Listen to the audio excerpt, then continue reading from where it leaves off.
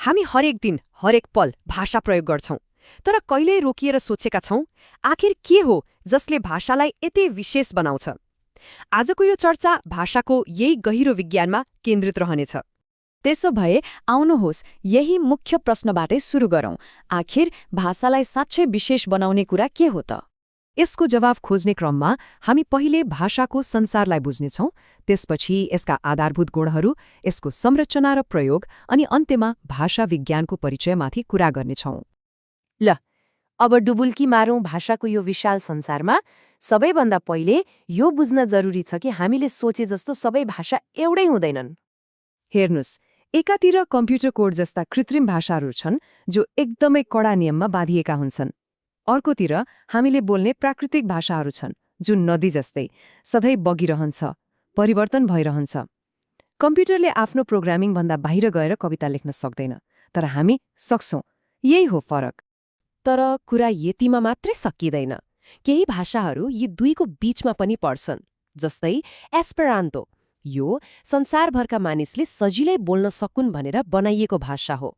अनि सांकेतिक भाषा, जसको आफ्नो व्याकरण छ र यो बोलीमा होइन, इशारामा जीवन्त हुन्छ।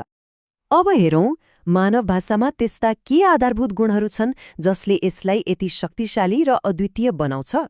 जस्तै अचानक केही कुराले घोच्दा मुखबाट आत्था निस्किनु र कसैलाई बोलाउन आमा भन्नुमा धेरै फरक छ। पहिलो एक स्वचालित प्रतिक्रिया हो, तर दोस्रो जानाजानी प्रयोग गरिएको सिकेको शब्द हो। भाषा यही दोस्रो प्रकारको ध्वनिबाट बन्छ। कसैले मूल कुरा के हो भने हामीले जानाजानी निकालेको आवाज र अचानक निस्कने प्रतिक्रिया बीचको यही फरकले नै भाषालाई भाषा बनाउँछ। हाँसो संसारभर एउटै होला, तर हाँसो शब्द हरेक भाषामा फरक हुन्छ। भाषाका ध्वनिहरूलाई बच्चाहरूले खेल्ने लेगो ब्लकहरू जस्तै सोच्न सकिन्छ। हरेक ध्वनि आफैमा एउटा छुट्टै ब्लक हो, जसलाई हामी जोडेर शब्द बनाउँछौं, अनि ती शब्दहरूलाई जोडेर वाक्य। र भाषाको जादु नै यही छ। हामीसँग केही दर्जन ध्वनिहरू मात्रै हुन्छन्, तर तिनैलाई मिलाएर हामीले कहिले नसोचेका, कहिले नसुनेका अनगिन्ती नयाँ नयाँ वाक्यहरू बनाउन सक्छौं।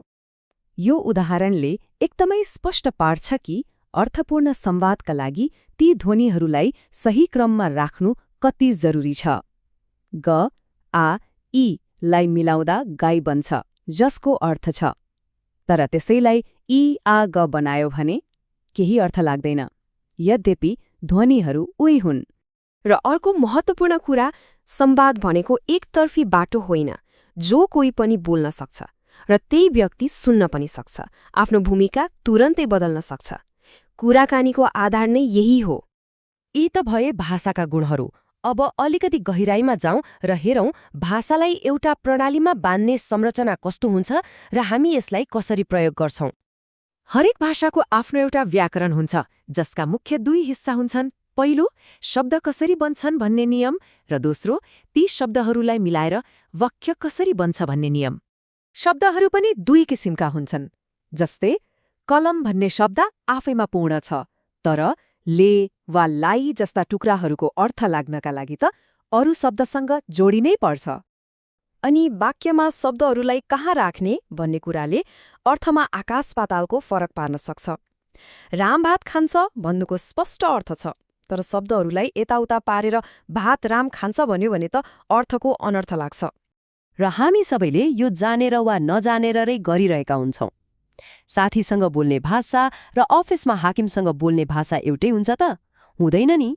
हो, यही परिस्थिति अनुसार भाषा बदल्ने तरिकालाई युक्ति वा अंग्रेजीमा रेजिस्टर भनिन्छ। त्यसो भए भाषाका यी सबै पक्षहरूको व्यवस्थित रूपमा अध्ययन गर्ने विषयलाई के भनिन्छ त? हो, यसलाई भनिन्छ भाषा विज्ञान। यसको एउटा शाखाले त ठाउँअनुसार भाषा कसरी फरक हुन्छ भनेर अध्ययन गर्छ। जस्तै पूर्वी नेपालमा बोल्ने नेपाली र सुदूरपश्चिममा बोल्ने नेपालीमा किन र के फरक छ भनेर खोज्नु नै भाषिका विज्ञानको काम हो। अझ गहिरिएर हेर्ने हो भने हरेक व्यक्तिको बोल्ने आफ्नै छुट्टै शैली हुन्छ, जुन अरू कसैसँग ठ्याक्कै मिल्दैन।